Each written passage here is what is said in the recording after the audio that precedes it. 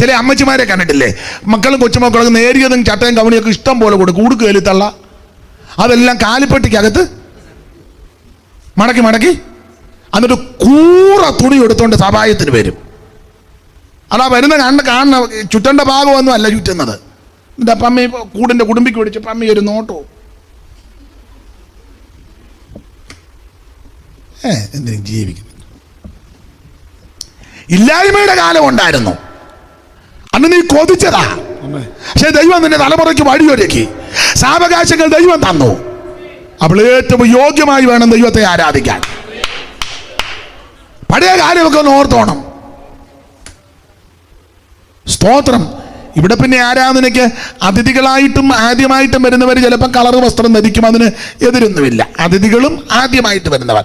ഇവിടെ നിരന്തരം വരുന്നവർ ആരാധനയ്ക്ക് മസ്റ്റായിട്ടും വെള്ളവസ്ത്രം ധരിച്ചേ വരാവൂ. ഇല്ലാത്തവര് എന്നോട് പറയണം, കർത്താവ് കൃപയ്ക്കനുസരിച്ച് വെള്ളവസ്ത്രം മേടിച്ചു തരും. സ്തോത്രം. ഇപ്പൊ ഞാൻ പേര് പറയുന്നില്ല, എന്നെ കൊണ്ട് അടുത്ത ആഴ്ച പേര് പറയിപ്പിക്കരുത്.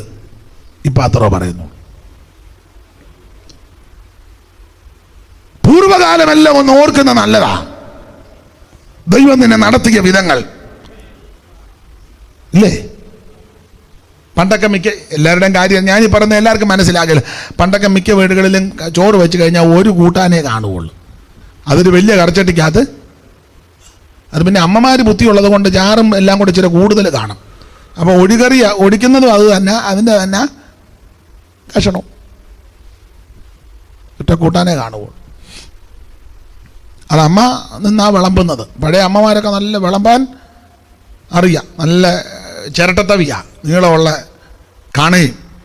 കാരണം 10-15 പേര് കാണും, പ്ലേറ്റ് എല്ലാം നിരത്തി വെച്ച് ചെത്തണ്ടേ.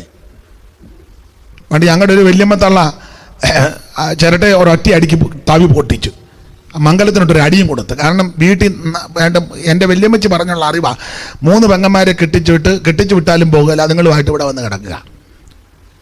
പിന്നെ വല്യപ്പനും വല്യമ്മയും മക്കളും എല്ലാം കൂടെ 10-40 പേര് മണ്ണ് കൊണ്ട് പൊത്തിയ പാതകമാണ്. അപ്പോൾ ഈ വലിയ മംഗലത്തിലാകാം ചോറ് വെച്ചത്. അപ്പോൾ ഈ തള്ള വിളമ്പിയിട്ടൊന്നും അങ്ങേ എത്തത്തെ പാത്രത്തിൽ എത്തുന്നില്ല, നീളക്കുറവാ. ഞങ്ങളുടെ വല്യമ്മച്ച കണ്ടിട്ടുണ്ട്, ഓണിച്ചാനറിയാം. ഞങ്ങളുടെ കൊച്ചു വല്യമ്മ അങ്ങനെയാണ് വിളിക്കുന്നത്. എൻ്റെ അപ്പൻ്റെ അമ്മയുടെ അമ്മ വല്യമ്മച്ച പറഞ്ഞുള്ള അറിവാ. തവി തല്ലി പൊട്ടിച്ച് കാലത്തിനിട്ടൊരു അടിയും കൊടുത്തു. പിന്നെ വല്യപ്പൻ്റെ നേതൃത്വത്തിൽ അന്ന് 3 പെങ്ങന്മാരെ അങ്ങോട്ടും ഇങ്ങോട്ടും മാറ്റി.